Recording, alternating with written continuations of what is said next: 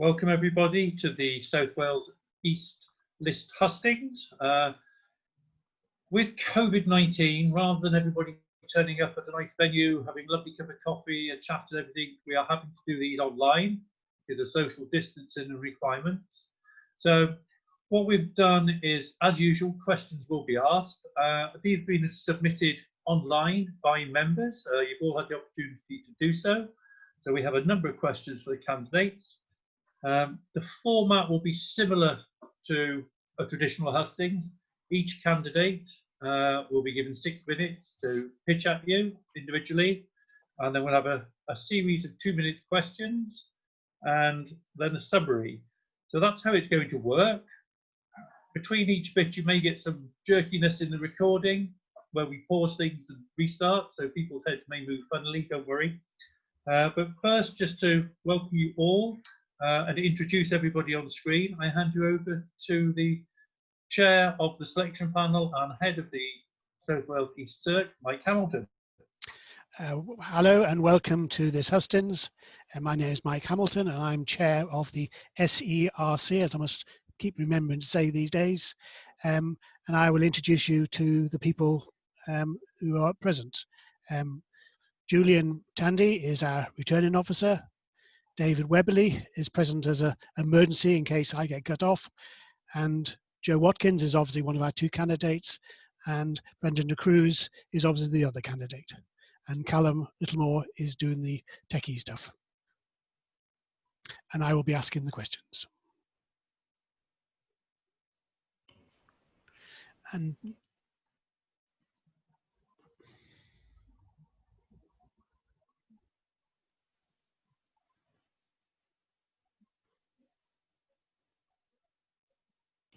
it's recording. And now over to Jo Watkins for her opening statement. Thank you very much. Hello, I'm Jo Watkins, and for those who do not know me, I'm a member of Monmouth and Torvine Local Party and a county councillor here in Monmouthshire. And I'm also the leader of the Liberal Democrat group on that Monmouthshire Council. I'm a working mum, as well as a county councillor. I run an online business selling board and card games, which is also one of my favourite hobbies. As I said, I'm a mum. I have 2 children, Tom, who's aged 13, and Caitlin, who's 7. And my husband, Chris, is a steel worker down at Llanwern, and he's also a Lib Dem Party activist. As well as playing my board games, I love gardening, long country walks with my dog, and dining with my friends and family. I've always taken an interest in politics and have always voted Liberal Democrat, but I actually only decided to join the party in 2015 when I really wanted us to fight back at that point. We need to provide a strong, progressive Liberal voice in today's increasingly polarised society. I stood for election in 2017 in Caldicot Castle ward and won the first time in a ward, in fact in a whole town, which had never elected a Liberal Democrat before. I'm evidence you can win in a traditionally held Labour area. I decided to stand because I looked at politics and didn't see enough people there who reflected my life as a working mum. We need more women in politics, which is one of the reasons I work very hard to encourage women to stand and be involved in local politics. I am passionate about the rights of children to have a good education, safe homes and places to play. Since being elected onto Monmouthshire Council, I've raised the issue of school and nursery places here in Caldicot and the surrounding areas and campaigned to increase capacity. The council has already agreed now a new nursery in a local village and is soon to expand the local primary provision. I'm a keen supporter of the wonderful work Kirsty Williams has done at the Senedd on the new curriculum, and my work with head teachers has shown that they really embrace the changes that she has proposed. If elected to the Senedd, I will really build on this Liberal Democrat success. I do believe that the biggest issue we will face in forthcoming years is climate change. Our very way of life will be threatened by the extreme weather events, such as the flooding which affected so many people this winter. I've shown I can deliver results, even when I'm in opposition. I won cross-party support for my climate emergency motion in Monmouthshire Council, despite challenges from the local Tories. And now Monmouthshire Council has declared a climate emergency and is making real, genuine changes. The COVID-19 pandemic has shown how fragile we all are and how we must pull together as a community to support the vulnerable. During the pandemic, I was asked to take over the leadership of the local food bank, where most of the volunteers who had been there had to self-isolate due to health and age. Running the food bank, which experienced a trebling of demand, has shown me firsthand the inequality in our society, and as Liberal Democrats, we must do more to protect the vulnerable. As well as running the food bank, I've offered advice and counsel to local businesses and contributed to the plans to get the town centres back open and running again. However, we must be aware that COVID will have an enormous economic impact, and there will be many businesses which do not survive, and significant unemployment as a result. We need to work on the regeneration of our economy, and we must be at the forefront of that debate. We need to tackle issues such as business rates and investment in new technologies, especially green technologies. If selected as number one for the regional list, I would regard myself as a campaigner for the whole region. I've already been strongly active in both Newport and Monmouth local parties, where I've recruited, trained and empowered local activists. In 2019, I stood for Isloyn in the general election, so I do understand the challenge that the local parties have in the valleys. And whilst there, I already recruited a number of new activists and reinvigorated existing members, leading to a doubling of the Lib Dem vote share during that election. To have a strong Liberal voice in Welsh politics, we need to have more campaigners and more people involved at all levels of local parties and local politics. We know there will be challenges campaigning post-COVID, and we will need to be smart and targeted. We will need to make best use of the online and digital campaigns, and also make good use of local media. Since being elected to council, I've become a go-to person for the local press on local issues, and I'm highly active on Facebook and Twitter. During the campaign, I intend to support all of our local Liberal Democrat candidates in learning how to campaign in the digital age. So, if you want a strong, progressive, Liberal voice in the Senedd, if you want someone who is willing to work hard and who already knows how to win, vote for me, Jo Watkins, as number one on the regional list. And now it's time for Brendan to have his opening statement. Hi, hope you're well. I'm Brendan. Ideally, I'd be wanting to talk with you rather than talk at you, but I'm going to spend a few minutes just telling you a bit about me, what I stand for, and why I want you to pick me as the lead candidate.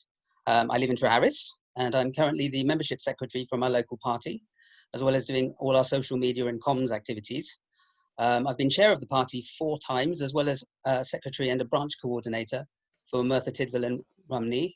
And I'm also an election agent who's been involved in candidate selections and processes since 2011, including the regional list. I've stood as a candidate a number of times. I've stood in Isloyn, Blaenau Gwent, and in Merthyr Tydfil. And interestingly, I also stood in Castle Point in England in 2010. I previously was in the St Albans constituency. I'm particularly proud of the fact that I managed to get onto Newsnight whilst living there, and also very happy that St Albans now has an MP. I'm very active and passionate about my region, and in terms of the sort of things that I've been doing for policy making, I was involved in writing the Making Migration Work for Britain policy, the Eradicating Race Inequality, and the Enhancing Diversity in the Welsh Lib Dems policy. I've also worked for the Welsh Party as the Finance and Management Committee's chair, and I managed the party staff during that period of time. And I was the diversity officer from 2013 to 2016. So I hope you're getting a sense that I'm quite experienced in terms of political activity and campaigning. In terms of what I do for a living, well, I'm a project professional. I started out as an academic, and I was involved in running courses. I ended up as a head of department at the University of Wales in Newport. One of the things I did was to move people into the brand new city campus when it was, well, brand new. And most recently, I've been working as a business transformation project and program manager for Newport City Homes. So, you know, I know my stuff when it comes to housing and developments and that sort of stuff. Why pick me? Well, essentially, I want us to make sure that the Senedd will build back fairer and greener after COVID-19. And I'm quite happy to kind of talk to people specifically about the nuances of that particular policy, because it encompasses all the areas that are devolved: health, economy, education. I also believe that we should make sure that we build more affordable housing and social housing, but we must always protect the environment. I'm an eco warrior and a bit of a, green at heart, and I want to make sure that anything we do always thinks about sustainability and protecting the environment. I also want to make sure that our health and social care services are better resourced, including more resources for mental health and well-being. I know a lot of people have struggled during the period of lockdown, and as we slowly and cautiously come out, I want to make sure that, we've thought about potentially what happens if we have another pandemic, or, we have another surge. And I want to make sure that my message for this campaign is all about none of us is as good as all of us working together, because I profoundly believe that if we do work together, we can win back seats in the Assembly, and we can oust those people from UKIP who have been kind of, sitting there and doing very little. So 3 things I want you to take away with you is, I will get us noticed if I am the lead candidate. I believe that is the job of the lead candidate, to make sure that Liberal Democrats are noticed and are able to kind of, have their voice heard. I also want to be the Liberal voice of the whole of our region. I've lived in the valleys, but I've also lived and worked in Newport, and I've had much to do with people all across the region. And I would love to be able to kind of have all of our interests represented when it comes to campaigning and getting those messages across. And I want to make sure that ultimately we deliver competent and capable people into the Senedd, so that, we can make a difference. Kirsty's been in there on her own recently and has been doing a fabulous job. But just imagine what we could achieve with more Lib Dems in there, making a difference for all of our liberal values. And that's me done. Yeah. Right, this is the first question, which goes to Brendan first. When elected to the Senedd, which post in Kirsty's cabinet would you like and why? Okay, that's a very good question. Given my background is education, you'd think that, I'd want the education role. But I think Kirsty's done such a really fantastic job that it would be a really hard act to follow. So really, given that, I've been involved with housing and housing development, I'd very much like to be involved in anything that considers housing activities.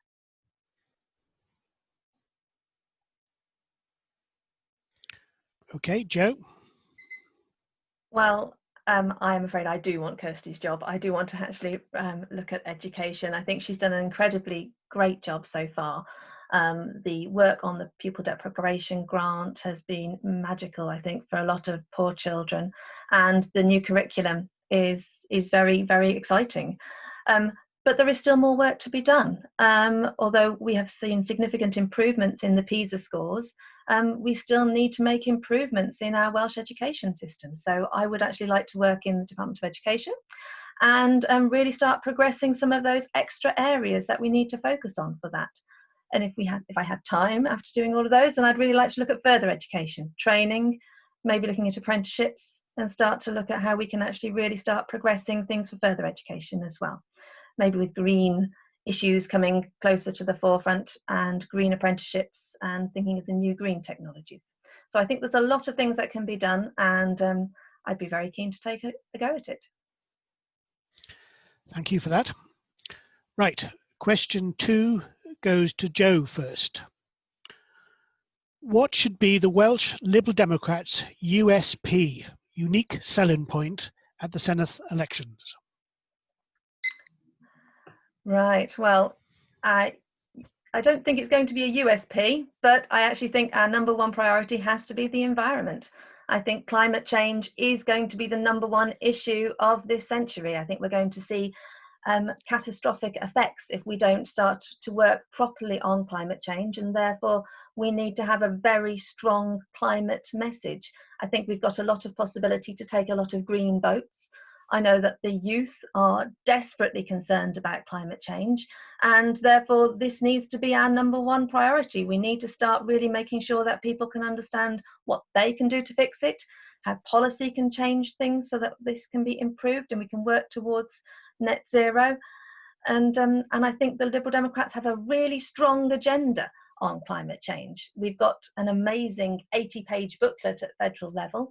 And when I read it, I was desperately excited, and I thought, wow, we can have something that's really impressive and is really functional as well. We've got good, clear, strong policy.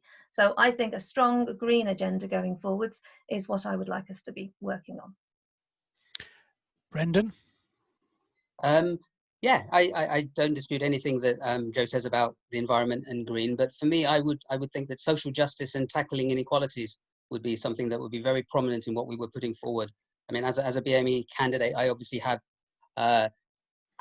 interests and perspectives that I would bring to the fore, and I think kind of looking at what's happened during the pandemic in terms of BAME communities, and in fact, all sorts of communities that have been disadvantaged in the past. This is something we desperately need to do in Wales, is make sure that they have a much fairer deal in terms of being able to prosper and being able to kind of recover as we recover.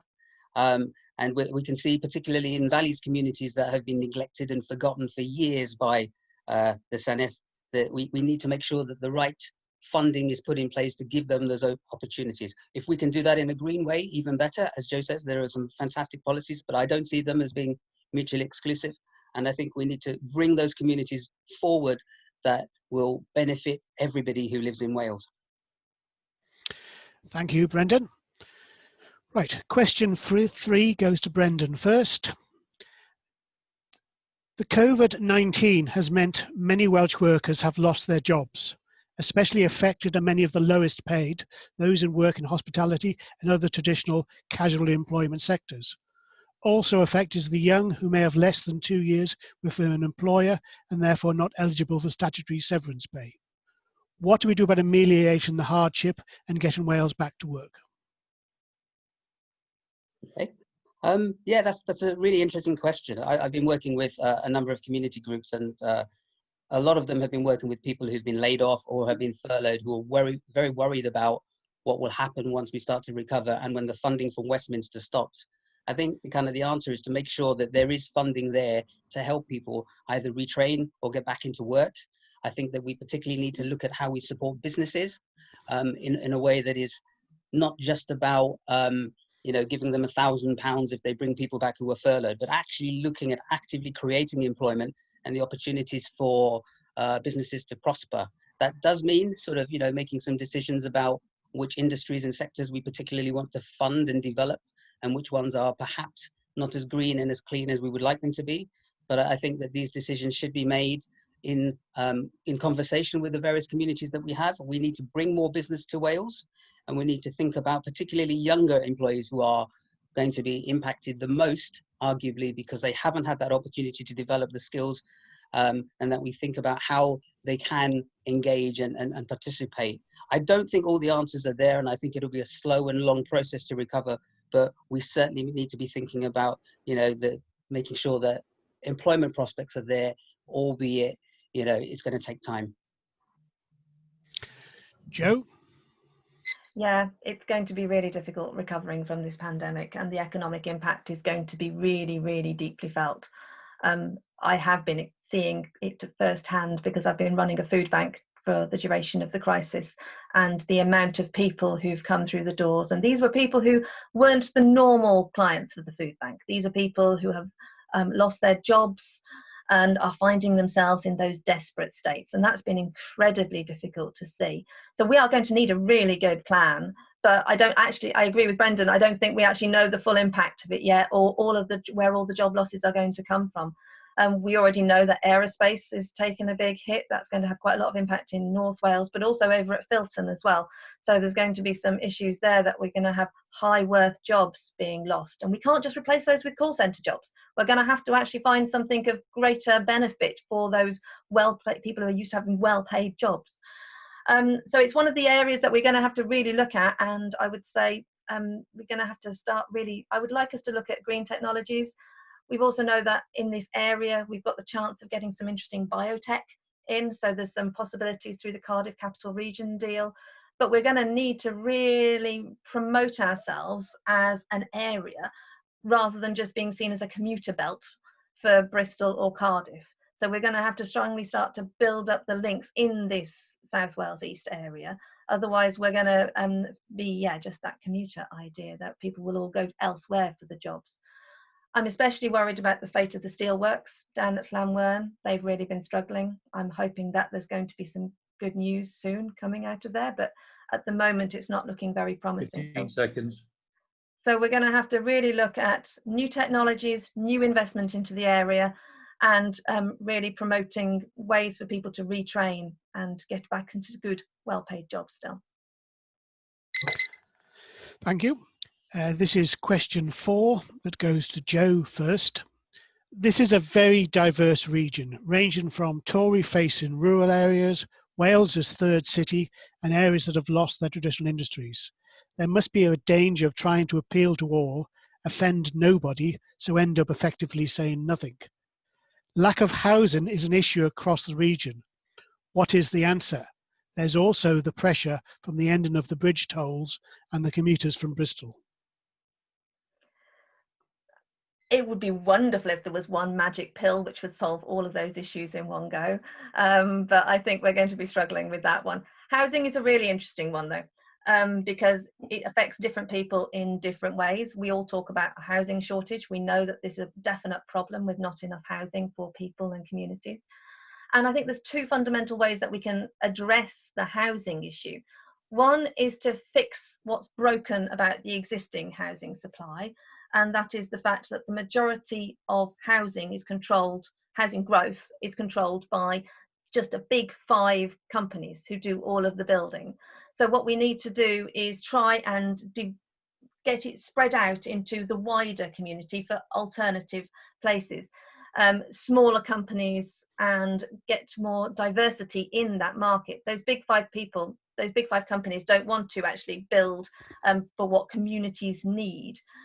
And then we also need to make sure that we can have very community-led interests in planning decisions, because often the reason why local people fight against planning decisions is because they're not happy with how they're being calculated. So the data that is used for planning decisions is often woefully out of date. And people can feel like they're having all the houses built in their backyard and they're all going to turn out to be 4-bed executive homes rather than the small houses that the local communities actually want. So first of all, we need to fix the system. We need to get decent data into the planning system. We need to get the communities empowered so that they can use sensible, smaller firms for building their local housing. And we need to involve the community better in terms of having buy-in for where those houses are going to go. And I think then if we can solve all of those problems, we'll be on our way to having an improved housing supply. And hopefully that will stop there being quite as much inequality in terms of whether people find it impossible to get on the housing ladder or not. Brendan? Yeah, that's a really interesting question. And I think, I agree with the kind of the context, which is, we're not one uniform region where everybody's got the same sorts of challenges and issues. And certainly in the more sort of affluent places of Monmouth, if you look at average house prices and then compare them with, say, Blaen y Gwent, there is a massive difference in terms of what people can afford. So in terms of building affordable housing, we obviously need to work with the main developers and try and look at what they build, how they build it, and link in more carefully to the local development plans, of which people are involved in terms of consultations. I've done that in my local area, and sometimes they want to build on places that they haven't really thought through. So making sure that whole linked to what communities want and the supporting infrastructure is really important in terms of transport and in terms of amenities and hospital access, things like that are all part of the mix. I also know that housing associations can build, and it's not just the developers. And in terms of social housing, we need to get them building, and we need to be able to support their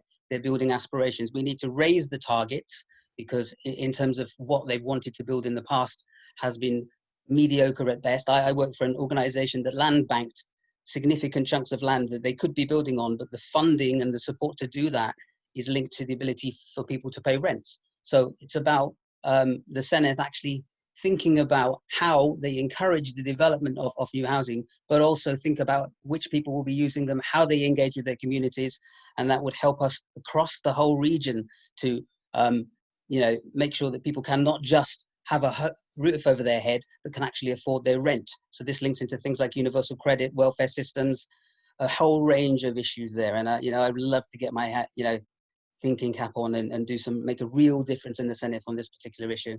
15 seconds. Thank you, Brendan. Right, we move now on to question 5, which is Brendan's to answer first. What do you think should happen about the M4 and Brynglas tunnel bottleneck? Okay, yeah, this is a really interesting one. I mean, having worked in Newport and having driven in pretty much every day, I know that something needs to be done. Do nothing is not an option.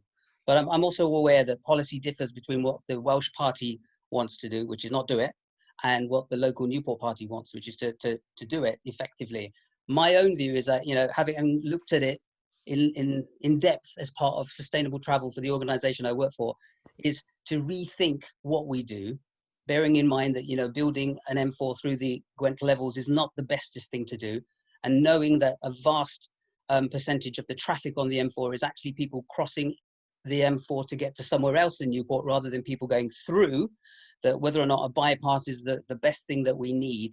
We also need to think about, you know, a lot of people come down from the valleys communities, and, you know, public transport is dire in this part of the world. So, I'm not against building an M4, and I've got nothing against roads, but I am an environmental activist, and I think that we can come up with a much better solution if we have the right data, the right study, and we think about what the actual problem is, rather than hoping that the bypass will solve everybody else's problems. Joe? As most people will know, I'm not in favour of building the M4 relief road, so I was quite pleased. The Monmouth Party was also against the building of that road. So I think the best thing to do is definitely to look at public transport, how we start to improve those measures, how we can actually get better amounts of trains going, especially trains in between Cardiff and Newport, and then over to Bristol as well. So we need to really think about our transport links and how we're going to improve all of those transport links across the region. Monmouthshire is incredibly poorly served by public transport. It's actually utterly atrocious. And then, as well as trains, we really must not forget buses. Buses are what actually gets people into their local communities. And what we need is integrated transport. We need an integrated transport plan which connects the buses to the trains, and then we can actually truly move people around the region in a much better way. I've been a strong advocate for the Mega Walkway station to try and get that online, and also the idea of doing some radical things at Severn Tunnel Junction as well, in which we might be able to really increase capacity. So I think there are possibilities there for how we can substantially improve the public transport network, and then that will hopefully take off the pressure. It has been very noticeable since the bridge tolls went that the traffic has really gone up, but we've also seen that the people using the public transport has gone down, because it's now no longer so convenient. So we really need to put a great deal of investment into public transport. We have to get people off the roads for the good of the planet, as well as for our own air pollution and the situation. Seconds. And I know the air pollution situations are terrible in areas of Newport, so it has to be done. We need clean travel. Okay, this is question 6, which goes to Joe first. Should Monmouthshire be allowed to be turned into a solar panel electric generating countryside, the same as South Wales Valleys East is being turned into a massive wind turbine farm? I was so excited on the day in which they built two solar farms, actually, just outside Caldecott. I started driving past them regularly when taking my daughter to her nursery. I think there is nothing wrong with having substantial amounts of solar farms, but what I do know the problem is we can't actually get a decent amount of upload into the grid. So actually, if you do want to actually really improve the amount of solar energy that is generated, or any renewable energy, we need to do something substantial to the electrical grid, which is where the Senedd can come in.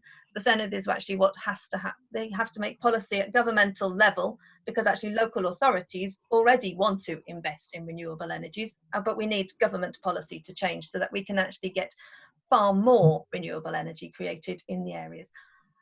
Like I said, I live very near a solar farm. I have no objections to it. There are actually plenty of ways that you can integrate good grazing for sheep around that. So it doesn't even have to become a monoculture of solar panels either. So I'm really in favour of significantly increasing those solar panels here in Monmouthshire.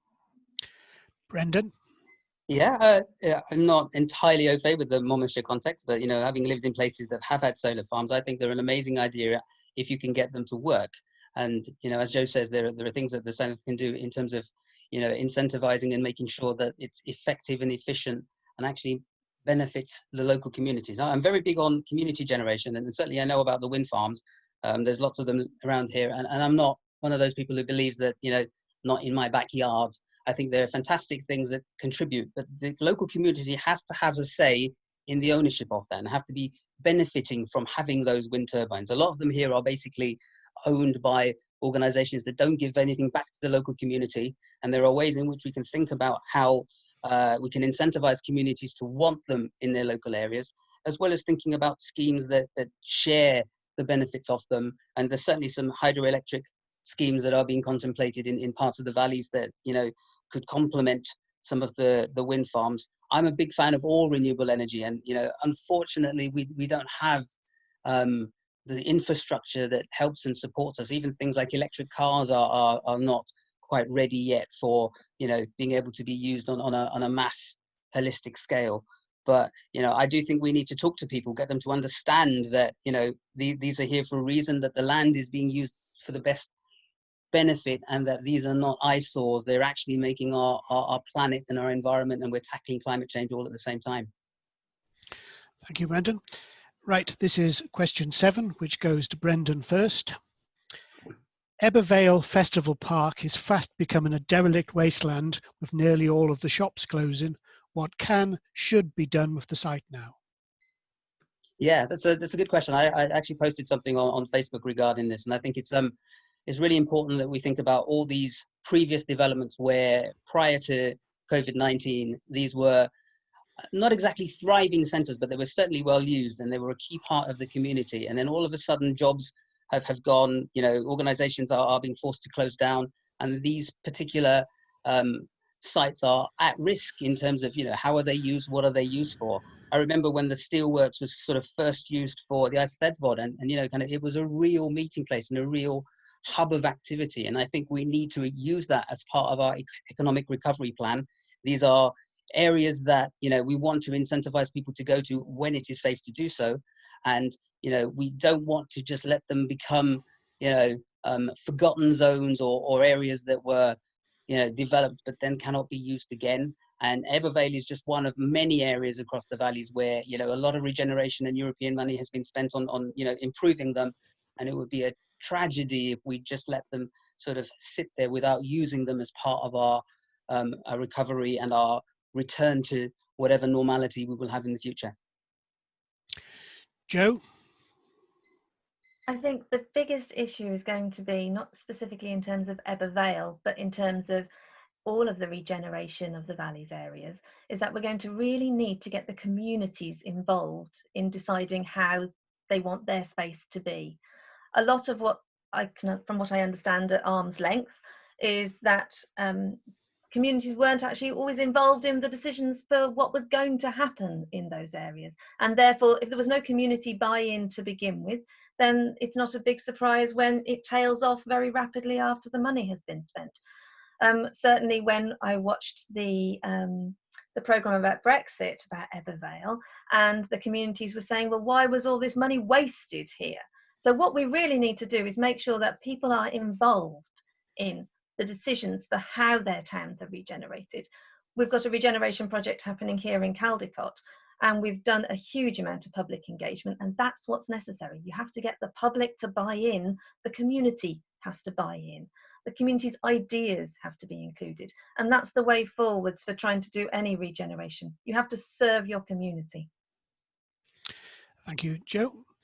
Right, let's move on to question 8, which is Joe's first. Economic policy wins elections. What should our economic policies be? Right, economics. You're right, economics is vitally important, and with the amount of job losses that we're likely to see post-COVID, we're going to have to be right at the forefront of all of the economics of what's going on. Wales was already lagging behind anyway, and now we're not in a very good position at all. As I mentioned earlier, I think we really got to look at what possible areas of regeneration and what possible areas of investment we can get from things like the Capital Cardiff region deal. However, we are the poor relations off down in between Cardiff and Bristol, and we are going to have to make sure our voices are heard in order to get there. There are some high worth jobs in the offing. As I mentioned, there's some biotech coming into the area. There's some other good areas of investment in medical science coming into the area, and these are well paid jobs. But we're going to really need to have government level interventions, maybe something like the re-establishment of the Welsh Development Bank. So we actually have something that's quite independent but funded well, in order to try and get some strong investment into the area, because the jobs that we're losing are the manufacturing jobs, the high worth manufacturing jobs, and there's no point in just replacing that with working in a call centre or in a shop. But we also have to be aware that things like, we've had job losses at Celtic Manor announced, so there's 500 jobs gone there in the tourist trade. So we shouldn't underestimate how many jobs are being lost to tourism as well. So strongly promoting the tourist side of things for where we can promote our area, where we can give people a reason to visit, might help keep some of those jobs as well. Brendan? Yeah, I think obviously the economy, it is a vote winner, but it is something that's got to be integrated with everything we are and we do. And, you know, there's been a lot to talk about the Green New Deal. And I'm sure some people have read the Build Back Better pamphlet that talks about, you know, how we go about having a recovery that's green and that focuses on the things that matter. What I don't want us to do is to make promises, as the Welsh government have made in the past, about things like the Circuit of Wales, or, you know, the long overdue South Wales Metro, but that we actually deliver the things that are proposed. People have these expectations, and you know, ultimately they're not delivered, and lots of money is spent on things that don't make a difference. And we need to be much better at kind of driving economic growth in areas and regions that it will make a difference. And also, people need to be able to get to the jobs. There's been a lot of inequality across the region, and certainly in parts of the valleys, you know, people are reliant on getting to jobs that they just can't, and it's not affordable for them to do so. And once they take into, you know, their economic circumstances, childcare, you know, people that they look after, it becomes really difficult for them to go to places where they have jobs. So yes, we need to start recovering in a way that is fair, that is green, that is looking at the types of jobs that people want, certainly in places like Cllr, where the General Electric plant is going to be making people redundant. And we need to think about what those replacement jobs will be and how they contribute to the local economy. And that's about a huge investment program to attract new growth and new investment to create these new job opportunities. And it should be right there that we are all about green investment. And you know, it's not just about the economy, but it's about what the economy can do for us as communities. Thank you. Question 9 goes to Brendan first. How do you appeal to the more than 50% of the electorate in Wales who have never voted in Senedd/Assembly elections? Wow, good question. Yeah, no, I mean, it's about explaining to them that the Senedd does make a difference. I know that, you know, the people who were UKIP, who became independents, who became the Brexit Party, who are now kind of like the abolish the Assembly Party, are making the case that it's a waste of time, effort, and money. And you know, kind of, I'm very much of the mind that devolution does make a difference, especially when you have a Westminster Parliament that probably doesn't care at this moment in time. You know, it's there fighting our corner, and it is making a difference in terms of public health, in terms of economic growth, and the fantastic job that Kirsty's doing in education. And we need them to understand what the Senedd actually does. You know, many people don't actually realize that many of these decisions are made locally. And certainly when the media is very much sort of English focused, they don't really appreciate how much benefit that the Senedd can have in terms of improving their lives. And no wonder that, you know, so many of them are disengaged or attracted to a model that tries to wipe out the devolution that many people have fought long and hard for. So, I don't have a magic answer, but certainly we need to be looking at ways in which they are more involved in politics. Things like proportional representation for councils, for example, would be a start if the Senedd was to drive that forward. And also thinking about how different sectors of society can be more involved. I mean, certainly older voters during Brexit had a big impact, but, I think all voters should be encouraged. And I'm very happy that 16-year-olds will now be able to vote as we move forward. Joe? Yeah, I completely agree with Brendan saying that we really need to educate people as to actually what the Senedd actually does and the amount of power that the Senedd has. The Senedd now has tax-making powers. So we truly have got a government of Wales, and we really need to emphasise to people how important that is and the fact that they really do need to take a role. I strongly believe in devolution and also in keeping politics as close to local communities as possible. We need to make sure that we can really make people feel like their voices will be heard. If they understand that proportional representation does actually mean that their vote does count, then hopefully they might be able to actually feel motivated to vote. The actual demographic that I would focus on in terms of a certain amount of campaigning is the 16 and 17-year-olds, the ones who are newly able to vote. When I've gone in and talked to schools and colleges, they've always been a very engaged group of people, but they don't necessarily think in the same political ways and down the same straight lines of party politics. It tends to be very issue focused and being challenged very directly on specific issues. So we're going to need to have a good policy for how we speak to those issues that young people are most interested in. And from what I hear, the key topic that they care about is the climate. They think about their future, and that is all tied in with climate change. So a good, clear, strong message, very clear on actually what we will do about the most important issues, and hopefully we might be able to motivate those people to actually be able to vote. Thank you. We've just been sent a 10th question, which goes to Joe first. How do we appeal to the 70,000 16 to 18-year-olds who will be voting for the first time in the next Senedd elections? I think I've probably just answered that one. I believe that the young people today are most keen on particular issue-related politics. In my work in council, I've focused very firmly on climate, but the other area that I've done quite a lot of work with was period poverty. So making sure that girls have access to sanitary towels and tampons in secondary schools. And I've talked to youth councils and youth forums many times, and they are an engaged group of people, but we have to talk about issues rather than politics. And so I think that is the key for actually getting through to those people, is actually talk to what they care about rather than telling them they've got to think about it in terms of party politics. And if we go through on that way, then maybe we'll get some traction there. Brendan? Yeah, I agree with Joe that, it's not just about party politics, and kind of in terms of getting those younger people to engage and to actually have their voices heard is a key part of that.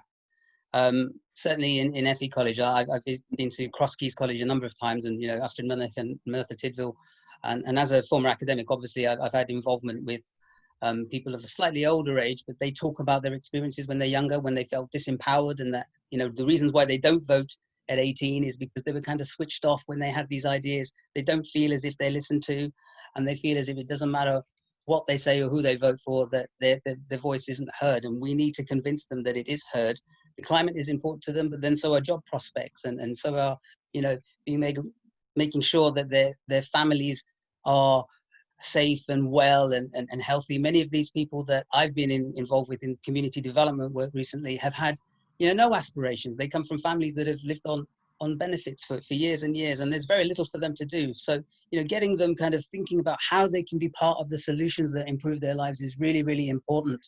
A lot of the youth services have disappeared, and kind of helping them to kind of work back and to kind of recreate the opportunities so that there's a pipeline of people who are coming through who are politically engaged. And here I think there is a role for education and citizenship in the classroom, and making sure that the curricula actually focuses on giving them that political education and showing them how they can make a difference will really matter. And you know, a lot of these people will be new, and I don't agree that, you know, they're not ready to vote. I think they are as clued up as anybody, and because they'll be here ideally a lot longer, they should be more 15 seconds. involved in the sorts of decisions that are there. And I would want them to be politically active, but none of us is as good as all of us working together. So to have a purely party political stance would be possibly very detrimental to begin with. Thank you.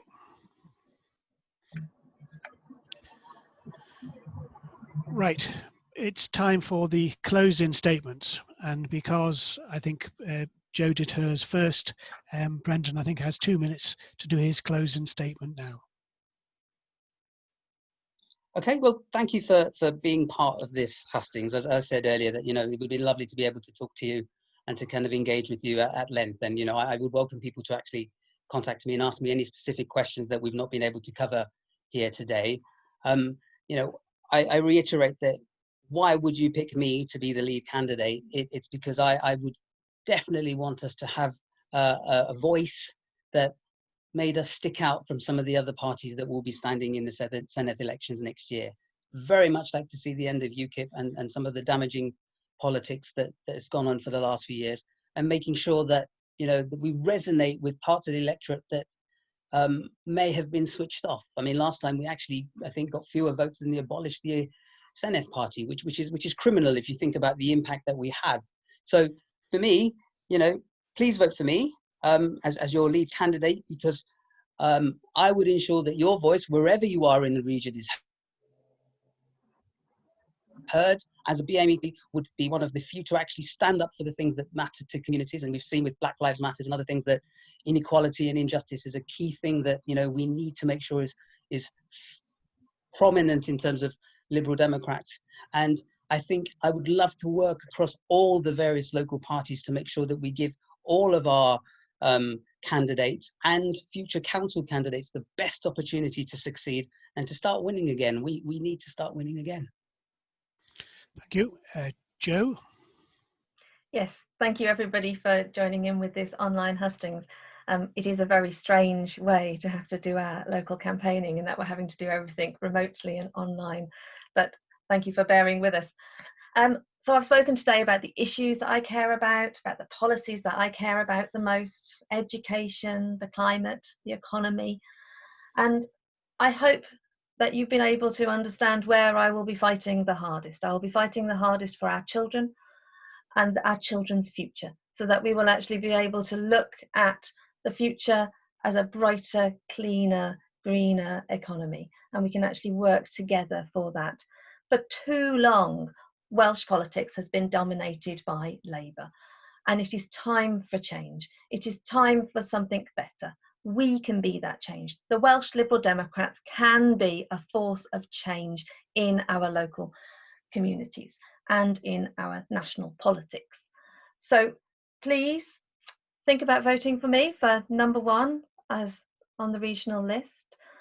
I've proven that I can work hard, and I've proven that I can win.